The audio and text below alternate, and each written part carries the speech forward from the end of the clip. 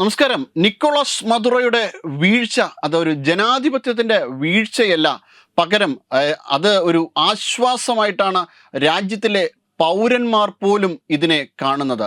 വലിയ മനുഷ്യാവകാശ ലംഘനങ്ങളാണ് മദുറോയുടെ ഭരണകാലത്ത് സംഭവിച്ചിരിക്കുന്നത് എന്നാണ് വെനസ്വേലയിൽ നിന്ന് വരുന്ന റിപ്പോർട്ട്. ഐക്യരാഷ്ട്രസഭയുടെ ഫാക്ട് ഫൈൻഡിംഗ് മിഷൻ കണ്ടുപിടിച്ചത് അനുസരിച്ച് വെനസ്വേലയിൽ ഒറ്റപ്പെട്ട മനുഷ്യാവകാശ ലംഘനങ്ങളല്ല, ഭരണകൂടത്തിൻ്റെ നയമായി നടന്ന കുറ്റകൃത്യങ്ങളാണ്. അതായത് മനുഷ്യരാശിക്കെതിരെ നടത്തിയ കുറ്റകൃത്യങ്ങളാണ് ഇപ്പോൾ പുറത്തു വന്നുകൊണ്ടേയിരിക്കുന്നത്.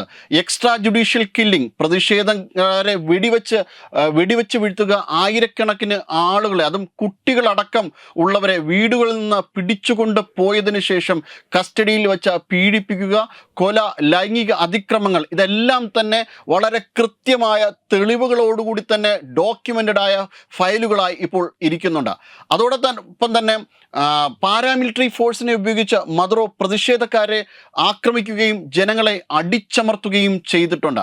വെനസ്വേലയുടെ സംബന്ധിച്ച് അവിടെ UN റിപ്പോർട്ട് പ്രകാരം Venezuela security forces have killed, tortured and arbitrarily detained thousands of people with near total impunity എന്നാണ് ഹ്യൂമൻ റൈറ്റ്സ് വാച്ച് 2025 റിപ്പോർട്ട് പറയുന്നത്.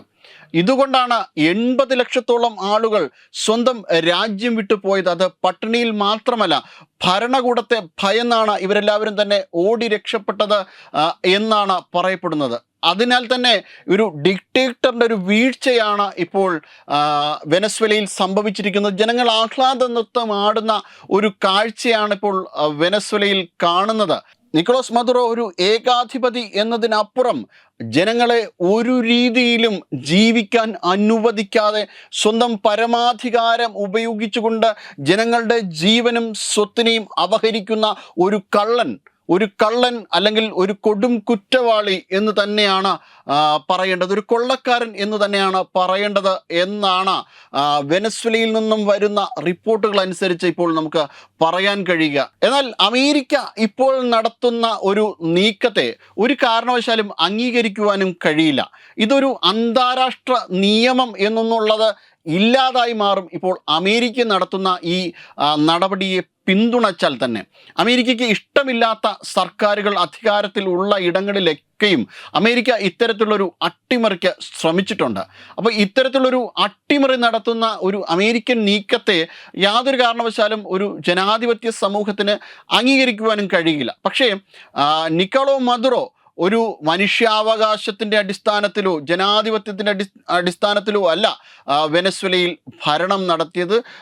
അത്തരമൊരു ഭരണം നടത്തിയ ഭരണാധികാരിയുടെ കൈകളിൽ നിന്ന് സത്യത്തിൽ വെനസ്വേലയുടെ ജനങ്ങൾ രക്ഷപ്പെടുകയായിരുന്നു. ഇത്തരത്തിൽ കാര്യങ്ങൾ മുന്നോട്ട് പോകുമ്പോൾ അമേരിക്ക വെനസ്വേലയ്ക്കെതിരെ നടത്തുന്ന ആരോപണം ഡ്രഗ് കാർട്ടലുകൾ വലിയ രീതിയിൽ അനധികൃതമായി ലഹരി മരുന്നുകൾ അമേരിക്കയിൽ എത്തിക്കാൻ വേണ്ടിയിട്ട് ശ്രമിക്കുന്നു. അത് ക്യൂബയും കൊളംബിയയും അതോടൊപ്പം തന്നെ വെനസ്വേലയും ഇതിനു വേണ്ടി ശ്രമിക്കുന്നു. ഇതിൻ്റെ ഏറ്റവും പ്രധാനപ്പെട്ട ആളാണ് നിക്കോളാസ് മദുറോ എന്നതാണ് അമേരിക്ക നടത്തുന്ന ഏറ്റവും പ്രധാനപ്പെട്ട ആരോപണം. പക്ഷേ ഇത്തരമൊരു ആരോപണം നിലനിൽക്കുമ്പോൾ തന്നെ അമേരിക്ക ഇതിനു മുന്നേ തന്നെ ഏകദേശം 2000 വരെ അമേരിക്കയ്ക്ക് വെനസ്വേലയുടെ എണ്ണ നിക്ഷേപത്തിൽ വലിയ കാര്യമായ ക്രയവിക്രയങ്ങൾ നടത്തുവാനുള്ള വലിയ അധികാരങ്ങളുണ്ടായിരുന്നു. എന്നാൽ 1998 വിജയിച്ച ഹ്യൂഗോ ഷാവേസ് 2000 വെനസ്വേലയുടെ എണ്ണ നിക്ഷേപങ്ങൾ ദേശസാൽക്കരിച്ചതോടുകൂടി അമേരിക്കയുടെ ഈ അവകാശങ്ങളൊക്കെ നഷ്ടപ്പെടുകയായിരുന്നു. തുടർന്ന് അമേരിക്ക നിരന്തരം വെനസ്വേലയ്ക്കെതിരെയുള്ള അട്ടിമറി ശ്രമങ്ങൾ ആരംഭിച്ചുകൊണ്ടേയിരുന്നു. വളരെയധികം എണ്ണ നിക്ഷേപമുള്ള ഒരു രാജ്യമാണ് വെനസ്വേല. വെനസ്വേലയുടെ എണ്ണ നിക്ഷേപം ലക്ഷ്യം വെച്ചുകൊണ്ട് അമേരിക്ക വലിയ രീതിയിലുള്ള ശ്രമങ്ങൾ തന്നെയാണ് ഇതിനു മുന്നേയും നടത്തിയിട്ടുള്ളത്. 2002 തന്നെ ഹ്യൂഗോ ഷാവേസിനെ വധിക്കുവാനുള്ള ശ്രമങ്ങൾ അമേരിക്കയുടെ ഭാഗത്തു നിന്നുണ്ടായി. നിക്കോളാസ് മദുറോയ്ക്കെതിരെ ഉള്ള വധശ്രമങ്ങളും തന്നെ ഉണ്ടായി. പിന്നീട് അമേരിക്ക തന്നെ ഇത് ഉപേക്ഷിക്കുകയും അവിടെ മറ്റൊരു ഭരണകൂടം, അതായത് അവിടുത്തെ പ്രതിപക്ഷമായ മരിയ കൊറീന മച്ചാഡോയുടെ നേതൃത്വത്തിൽ മറ്റൊരു ഭരണകൂടം അവിടെ കൊണ്ടുവരുവാനുള്ളൊരു ശ്രമമാണ് ട്രംപ് നടത്തിയത്. അത്തരത്തിൽ ലോകവ്യാപകമായി എവിടെയൊക്കെ എണ്ണയുടെ നിക്ഷേപമുണ്ടോ ആ നിക്ഷേപമുള്ള രാജ്യങ്ങളിലെല്ലാം അമേരിക്കയുടെ സ്ഥാപിത താല്പര്യങ്ങൾക്ക് വേണ്ടി ഇത്തരം രാജ്യങ്ങളിൽ അട്ടിമറി നീക്കങ്ങൾ നടത്തുകയും അവിടെ ഒരു ഭരണകൂടത്തെ, അമേരിക്കയുടെ ചൊൽപ്പടിക്ക് നിൽക്കുന്ന ഒരു ഭരണകൂടത്തെ കൊണ്ടുവരുവാൻ ശ്രമിക്കുന്ന നടപടിയും ഒട്ടും നമുക്ക് ജനാധിപത്യപരമായി അംഗീകരിക്കുവാൻ കഴിയില്ല. അപ്പോൾ ഇതിനെതിരെയും കൃത്യമായ രീതിയിലുള്ള വിമർശനങ്ങൾ ഉയർന്നു വരേണ്ടതാണ്. തീർച്ചയായിട്ടും ലോകരാജ്യങ്ങൾ ഇത്തരം വെനസ്വേലയിൽ നടന്ന പ്രശ്നങ്ങളെ വീക്ഷിച്ചുകൊണ്ടിരിക്കുകയാണ്. ഇന്ത്യ ഉൾപ്പെടെയുള്ള ലോകരാജ്യങ്ങൾ ഇതിനെ സംബന്ധിച്ച് കൃത്യമായ തീരുമാനങ്ങൾ ഉടൻ തന്നെ എടുക്കുന്നതാണ്. അമേരിക്ക നടത്തുന്ന ഈ ഒരു നടപടിയും അതോടൊപ്പം തന്നെ വെനസ്വേലയിൽ ബാധിക്കുന്ന മനുഷ്യാവകാശ പ്രശ്നങ്ങളെ സംബന്ധിച്ചും വളരെ കൃത്യമായിട്ടുള്ള നടപടികൾ അടുത്ത സമയങ്ങളിൽ തന്നെ വരുന്നതാണ്. വെബ് ഡെസ്ക് തത്തുമൈ ന്യൂസ്.